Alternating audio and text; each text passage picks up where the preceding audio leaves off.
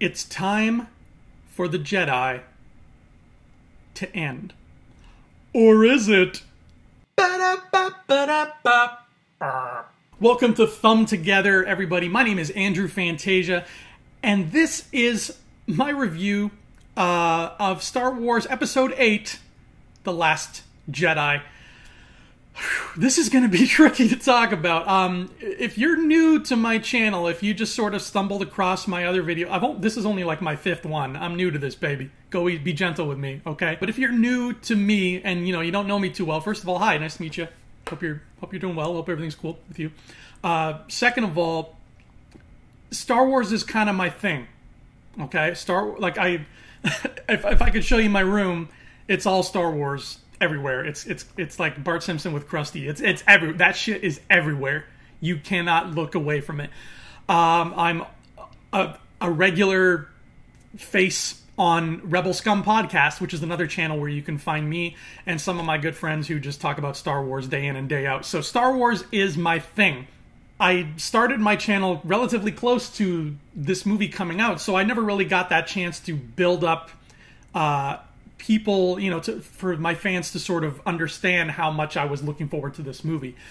So I'm just sort of prefacing this now by letting you know just how, Star Wars is, as far as I'm concerned, the cream of the crop of any movie series that's out there. So having said that, let's dive into Star Wars The Last Jedi. This is going to have spoilers in it, but I will warn you ahead of time when they come. I will put up a big picture that says spoiler alert. I will, trust me, I got you, baby. I'm not going to give anything away that you don't want to hear until we get to that part. So The Last Jedi, obviously we knew it was going to follow exactly after The Force Awakens. It's going to pick up right where that left off. And what we ended up with was basically the continuation of that story. We have Rey with Luke on that island. We have Poe with Leia and the Resistance. Finn was in bad shape when the last movie ended off, so he starts this off in a hospital bed, and of course you got Kylo Ren and the First Order trying to take down Leia and the Resistance. So you have all these moving pieces, everything as Star Wars is wont to do in the second chapter of a trilogy. Everything sort of splits up and then comes together again. It's safe to say, this is not a spoiler, that is as far as its similarities to Empire Strikes Back reach. There's also walkers in the movie, if you want to count that. But this is not a case of being too much like Empire. That's not happening here. God, it's so hard to sort of talk about this movie, because this is a movie that is filled with spoilers. I mean, filled with them. So I have to be very careful where I tread here. But essentially, I think the best way to put it, without giving too much away, is The Force Awakens and The Last Jedi really feel like one giant movie once you stick them together. And I'll go into that more in spoilers, because there's a particular way this movie made me feel that has to do with the fact that it is a middle chapter in a trilogy. But like I said, I'll get to that. But these two movies, this opening chapter and this middle chapter, really felt like just one big chapter. You're kind of made aware of that right off the get-go as this gets started, because, like I said, it picks up right where 7 left off. The other Star Wars movies don't do that. The other Star Wars movies make it a point to have whatever the sequel is, it takes place story-wise years after what came before. So we've never had this sort of immediate continuation before, and that really solidifies this as being like one huge 4.5 hour extravaganza when all is said and done. Luke Skywalker, Mark Hamill, he is back. He is cool. He is old and grizzled, and he's got long hair, and he's on Ahch-To, the planet Ahch-To. He's on this island, and he's just living among marine life, and he's a hermit. It was the Luke we got here was exactly the Luke I was expecting. I know that there has been a lot of hate towards this Luke, but I think that A, I think Mark Hamill did a great job with Luke, and B, I think that the Luke that we got was beautiful. It was what Luke Skywalker needed to be at this point in his life. I just mentioned the hate that Luke got, and I think that's actually how I should have kickstarted this video here, is to talk about how divisive The Last Jedi is. I think that should form sort of the crux of a non-spoiler review, is The Last Jedi is going to be loved by a lot of people, but it's going to be hated by just as many. And here's why. This is different. This is... J.J. Abrams got flack for not taking risks in Episode 7. The Last Jedi is a giant yarn ball of constantly unraveling risks, to the point where it is miles and miles different from any Star Wars anything that has come before. It is a whole league unto itself. Even like just the fact that the logo here is red instead of yellow is almost like a clue. It's almost like the logo itself is saying, watch your step. You know, these steps are a little steeper than you're used to. Just, you know, don't get out of your comfort zone, because this is going to shake things up. And it does. And a lot of people who I have spoken to, some people on my own my other channel there, Rebel Scum Podcast, I've talked to them and they have said, you know what, I was very disappointed with this movie. That was what a lot of folks have said, and a lot of other folks have said I was very pleased with this movie. So it is really, really just a balancing act. And I think the thing about Star Wars is something that is always being looked at over time. You could have a giant movie like Avengers Age of Ultron, and there could be a general consensus about what people think of Avengers Age of Ultron as soon as it comes out. But that was 2.5 years ago, and already nobody talks about Avengers Age of Ultron anymore. And it's still relevant. They're still making Marvel movies. But I've yet to see a clickbait article somewhere where it's like, 5 reasons why Avengers Age of Ultron was better than we gave it credit for. Or 10 reasons why Avengers Age of Ultron sucked more than we thought it did. Like, that doesn't really exist as far as I know. Whereas with Star Wars movies, that's always sort of happening. I mean, I wouldn't bat an eyelash if something popped up on my screen right now and 6 reasons why Empire Strikes Back is actually the worst thing in the world. Because those millennials really know how to write their articles, I'll tell you that right now. That's a story for another day, folks. That's the kind of movie that we're looking at here. That is Last Jedi. It is... it's going to split this gymnasium into 2 camps, and none of them are going to want to dance with each other. That's just the way this rolls, baby. That is what Rian Johnson has given us. And if you have seen it, and you're one of those people who didn't like it, if you were very disappointed, or if you hated it, I'm not here to tell you that you're wrong, or stupid, or crazy. Like, I personally really enjoyed this movie. But I'm not here to argue and call you names and all that crap. I am actually very interested in how many different facets of criticism this movie is going to draw. One of my best friends is not a Star Wars fan at all. He's just like, he's seen them all, but he's just like, okay, whatever, next. He doesn't hate them. He doesn't love them. He's just like, cool, next. He told me that this movie made him invested. The Last Jedi, he said, it turned him from just a casual viewer into a fan. He was like, you know what? I'm kind of a fan now. I'm invested in what's going to happen next. And I thought that was fascinating, because that is just what kind of movie this is. This is the kind of movie that is going to make people's expectations flip on their heads. I definitely thought when I was walking out of it that diehard Star Wars fans are going to be more likely to hate it than people like my friend who are just casual observers. And I think for the most part, that's what's happening here. But like I said, it's all over the place. It's split down the middle, which is great. So all the other characters are present. Everybody you expect. Princess Leia is there. Carrie Fisher's final role before we lost her. It was hard to see her. It was you look at her and you're just like, God, there's Leia, and she's gone. You know, this is the last time we're going to see her. That's not, I'm not spoiling anything that happens to her character. I'm not going to tell you what happens to Leia in this part of the review. I'm just saying that's the last time we're going to see Carrie Fisher in a movie. I mean, this is it. So it was hard to watch that. It really sort of kind of punched you in the gut. And there are parts of this movie that do that plot-wise. So this whole movie is just me being punched in the gut. Rey is back, of course, Daisy Ridley. She's back. She's awesome. We love her. She's a cool girl. She's learning the Force. I'm going to be honest. I felt like Rey had the least to do in this. That's not true. Let me rephrase that. I felt like Rey's arc in this movie was the least complete. Of the main characters, she went through the least amount of change, but I don't necessarily think that's a bad thing yet. Let me see 9 before I say that. You're going to hear me say that a lot, FYI.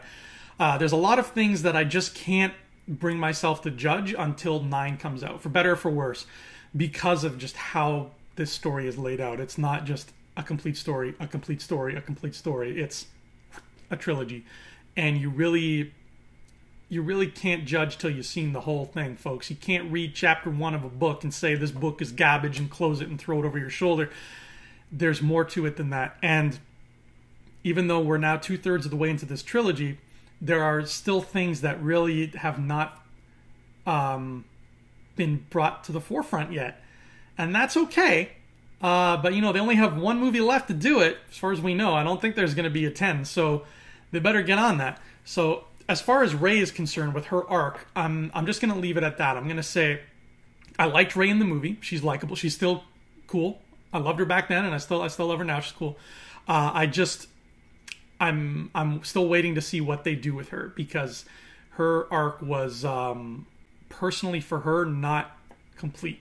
Then we got Finn and Poe, who are also doing their own things, and I think that if there's any part of the movie that I liked the least, it was the stuff with Finn and the new character Rose. They have they're both great. John Boyega's great. Kelly Marie Tran is great. Finn and Rose are cool characters, and I like them. But the stuff that they did, their whole mission was to go find a hacker, a code breaker, because they wanted to do something. And I'm going to leave it at that. They wanted to do something, and they needed to find a hacker to help them do it. So their whole mission through this movie is to find that hacker and then do what they have to do with him. And I think that could have been done better. We'll get into that more when spoilers happen. Poe Dameron is back. He's got a lot more to do in this movie. He's not quasi-dead for, 7/8 of it. Flying his X-Wing. He's kicking ass in that X-Wing. And he actually, I think of the new main characters, he actually has a lot more growth than anybody. More growth than Kylo, more growth than Rey or Finn. I'd say Poe in this movie grows more than any of the new main characters. He's running the show, sort of. He's running around with Leia, with the Resistance people, and he's trying to help everybody because he's a heroic guy. That's the kind of guy Poe is. Does he succeed? Does he not? You'll find out. Chewbacca's back. Chewbacca doesn't really have a lot to do in this movie, but he's back. He's still there. R2 and 3PO, same thing. They don't really have a lot to do, but they're still there. And then we got Kylo Ren. And Kylo Ren is definitely the most interesting character in this movie. He definitely has a lot going on here. This is if 7 was Rey's movie, this is Kylo's movie. But he is, where we leave off with him is very interesting, because he gives us the impression that he's going to do a certain thing, and then he sort of does it, but then he sort of does not do it. And I know how stupid that sounds, and you're probably just like, God, just tell me what you're talking about. But I can't without putting that spoiler thing up first. So let's just say that Kylo Ren was interesting. He was cool. I liked him even more in this than I did in The Force Awakens. And I can't wait to see what happens next with that character.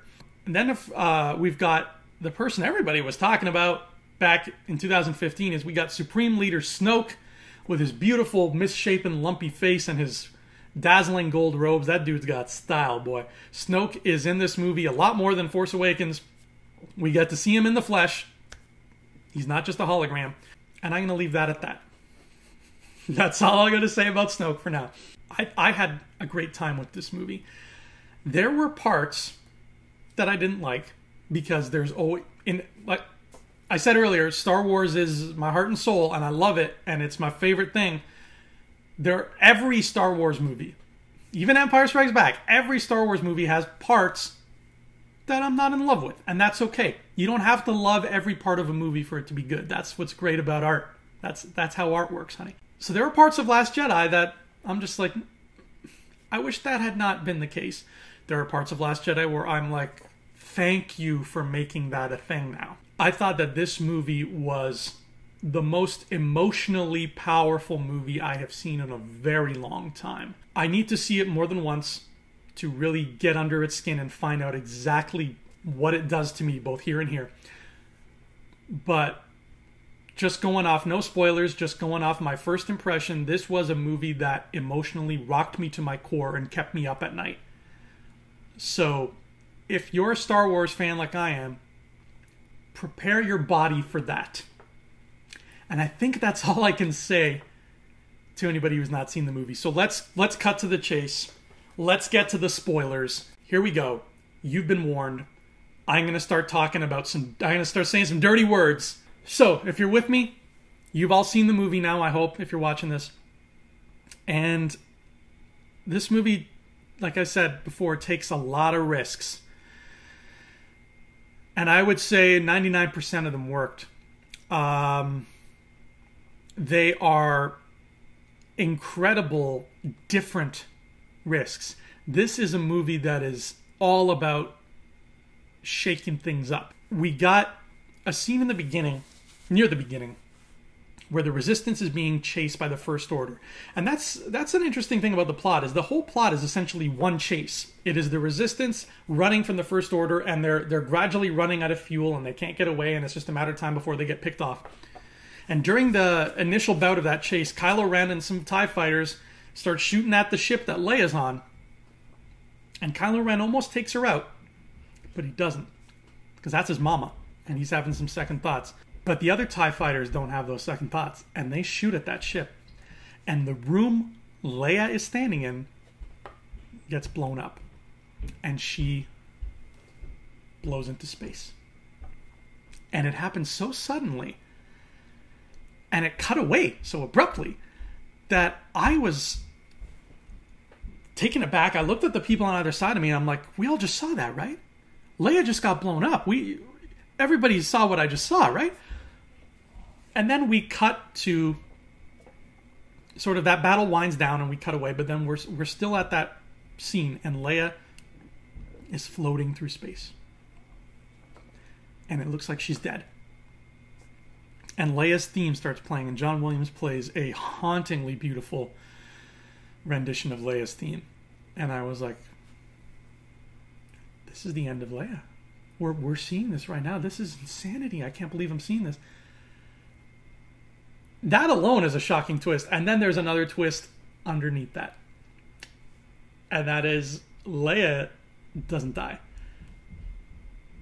I have been an advocate ever since I first saw the original trilogy back when I was a little kid. I wanted so badly to see my girl Leia use the Force. Because she's a Skywalker, baby. She's got that blood in her. We know she's powerful. And finally, goddamn finally, we saw her use the MFing Force to save herself from the coldness of space. Now, again, like I said before, divisive. A lot of people thought that this scene looked absolutely stupid. And for a split second, I almost agreed with them. It does look silly. It looks silly. But the music, the emotion, the sheer bewilderment of the moment that I am actually seeing what I wanted to see since I was 7 years old, which is Leia use the Force, that all outweighed the silliness for me. Because what ends up happening is Leia uses the Force to, she's almost dead. She's dying in the like her face is frosting over like Yondu. She's gonna be gone. So she uses the Force to float herself into a nearby ship where she can be saved. And she's not super healthy as soon as she gets there either. She floats there and she's like, I made it. And then she like falls over and she's in a hospital bed for like another few days. So she, it's not like she got out without a scratch. But her floating across space looked kind of silly. I'm not going to lie. It did. And a lot of people were saying, that's garbage. She looks horrible. That's so stupid. And I can understand, yes, it looked silly. But I'm just saying, for me, the beauty of that moment, seeing what I've wanted to see for so long, and hearing that John Williams music just hit me, and piled on with the knowledge that Carrie Fisher is gone, that made that scene wonderful, as far as I'm concerned. That made it worth the silly visual. So I'm gonna go on record and say I thought that scene was A-okay. I was cool with that. So then we fast forward a little bit. We got I'm just gonna go through all the big twisty moments, because now that we're in the spoiler section, that's probably what you want to hear. Rey and Luke are training on this island for a bit, but he's really not into it. He's not digging the fact that he has to train her. He's done with it all. He tells her some stories about why the Jedi need to end and how, their hubris overpowered them.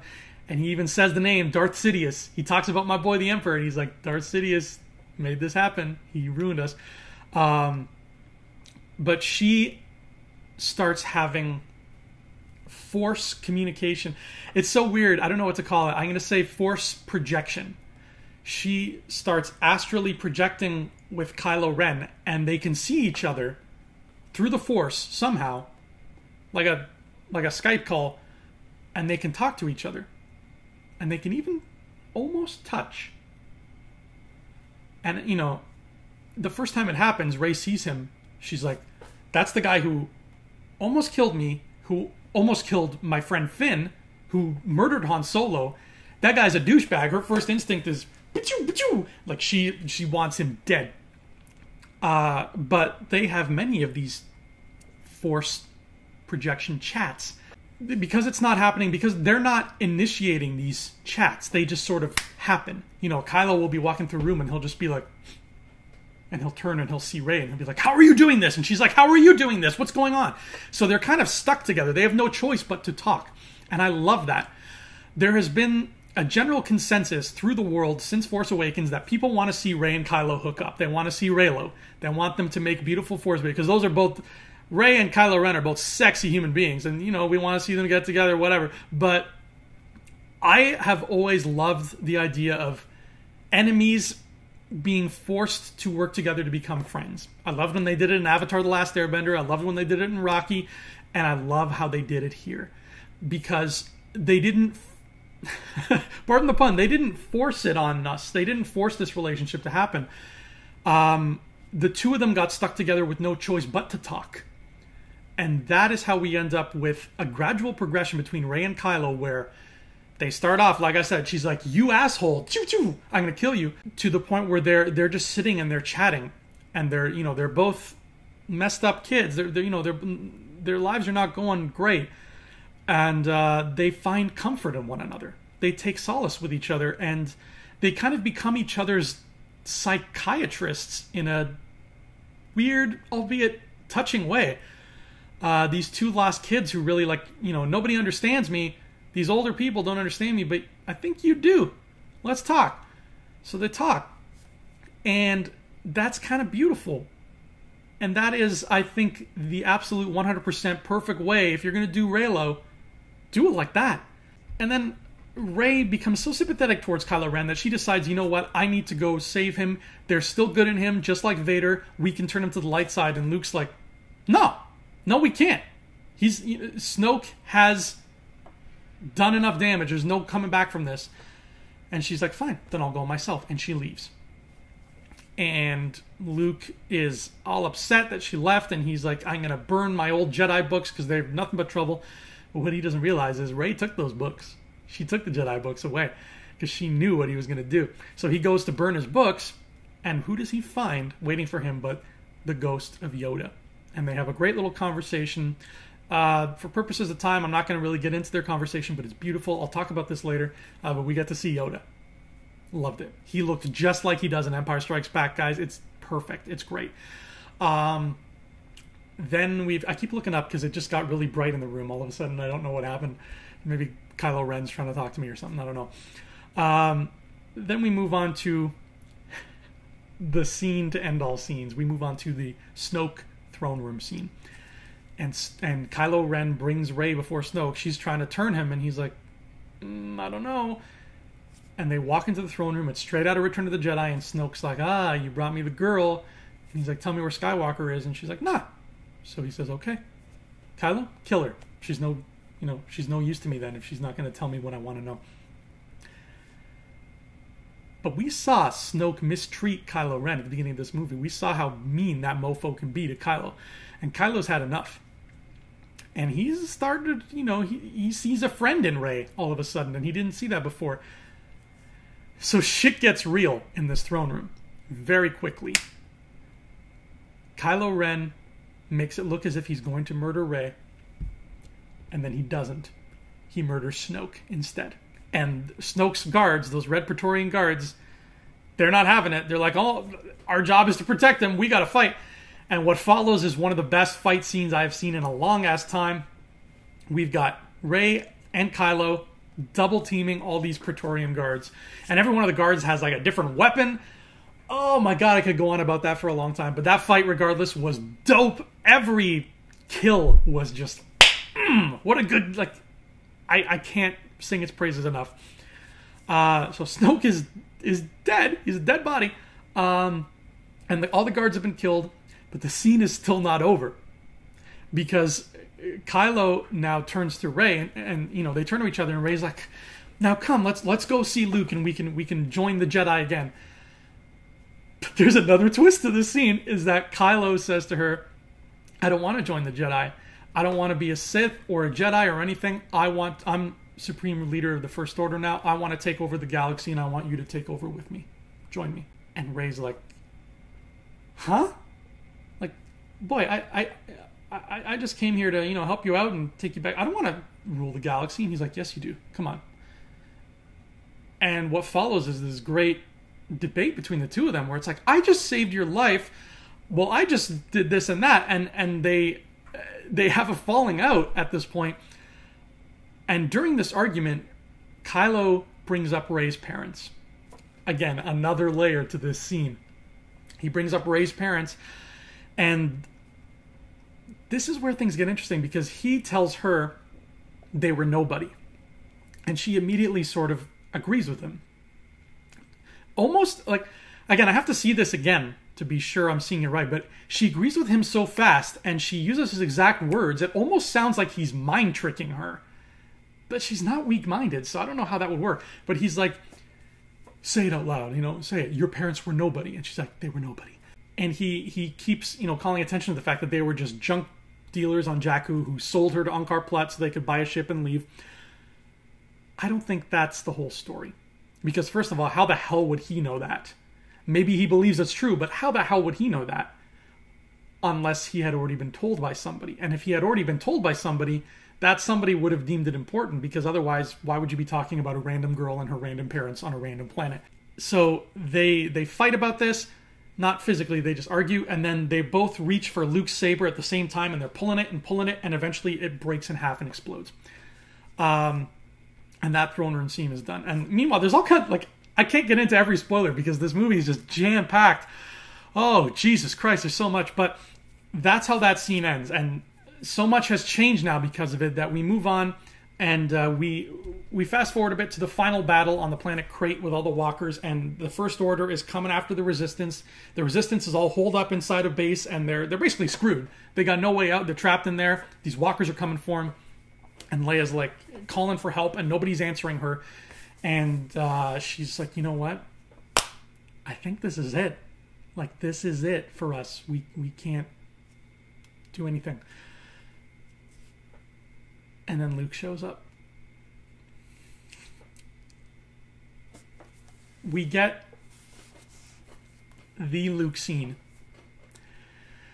that we have wanted to see since A New Hope. With a twist. That's how this movie works.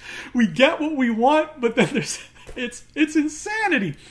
And I just for the purposes of time, I just can't get into it right now, everything. But If you've seen the movie, you know at the end of the day, and I really hope you're not watching this at this far if you haven't seen it yet, because I've spoiled so much already, but at the end of the day, we lose Luke Skywalker.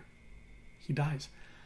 I didn't think we were going to lose Luke, but I said, if we ever lose Luke, I will be crushed. Because Luke was my hero. And he has been. Like, Han, Han is Han. Han's cool. I love Han, but he didn't get me here when we lost Han. When we lost Luke, it got me here. Especially the way they did it. It was so gorgeous because Luke went out looking at a twin sunset. And the John Williams Force theme and the London Symphony Orchestra are back. They're playing that sunset music. Luke stares out. The orange glow is on his face. And he fades away into the Force. And we lose Luke. And that, to me, if you're going to kill Luke Skywalker off, that sunset is how you do it, baby. That sunset is just... I never in a million years would have thought of doing that. So the fact that they did, I am so proud of them for whether that was Rian Johnson's idea or whoever came up with that idea of having that sunset in there. I am so proud of that human being. And I think that's as far into the spoilery stuff as I want to go, because there's one final big thing that I want to talk about, and that is the very end of this movie, the final 40 seconds of this movie, which involves a character whose name we don't know yet, but he is already affectionately being referred to as Broom Boy. And Broom Boy is a slave who was seen on the casino planet where Finn and Rose went. And he works with all these other slaves, and they take care of these horse creatures. And, they're not treated well. They're slaves. And when you think the movie's about to end, instead of, irising out and da-da-da-da-da-da, instead it fades to white. And you're like, this is new. What's happening here? And we cut to Broom Boy and his other slaves, and they are telling legends about Luke Skywalker. They have little toys set up, and it looks like kids playing with action figures, and they're speaking another language, and they're like, Luke Skywalker, and whatever alien language they're speaking. And they're just enraptured by this tale of this galactic hero. And then their boss comes and he's like, get to work, punks. And they all run off and they scatter. And we see Broom Boy. He runs into this hangar on this ship that they're on. And he's by himself. And there's a broom leaning against the wall, and he just sort of holds out his hand, and the broom flies into it with the Force. And then he starts sweeping hay. And he stops and he looks out a viewport, and he sees a shooting star. And he smiles, and he's wearing a ring that Rose gave him earlier in the movie with the Rebel Alliance symbol on it. And that's how our movie ends. If I had to compress all my feelings after one viewing of The Last Jedi into one nugget, this is what I keep taking away from it. This is the nugget that has kept me up all night. And it's this scene of the Broom Boy. Because, like I said, this is a middle chapter in a trilogy. This is episode 8, and we already knew we were getting 7, 8, and 9. That's how it works. This Broom Boy thing felt like it belonged at the end of everything. This felt like this was an epilogue. And Star Wars movies don't do that. They don't have epilogues. So that alone was radically different. And when I watched the scene, I sat back and I said, this feels like the end of the Star Wars story, period. This feels like if Disney had said, the story we've been telling since 1977 of the Skywalker family is over now. It's ending. That's it. Period. Everything else that you're going to see with the Star Wars name is brand new, other material, other characters. That scene is how you would end that Skywalker story. 100%. That scene is the way you do it. That's how you close that book. And I'm just baffled because we know the book's not closed yet. We know there's episode 9. We know there's at least one more story in the Skywalker saga. So what I'm left with is, how the hell do you end 9 if that is in fact going to be the end of the Skywalker story, how the hell do you end it as poignantly and as beautifully as you did here with Broom Boy? Because if 9 just ends with just another Ewok party, then I'm going to be kind of disappointed. I'm going to be like, God, I wish they had saved Broom Boy for 9 because that's where he belongs. So I don't know what they're doing for that final scene in 9, but if it is the end of all things, then God damn it, I hope it stands up to Broom Boy, because Broom Boy haunted my dreams. That was so touching. And I'll talk more about it on Rebel Scum Podcast if you want to check out that channel. We're going to be talking about it for a long time, but I really got the sense that this movie was all about out with the old and in with the new. Kylo Ren keeps saying, let the past die, kill it.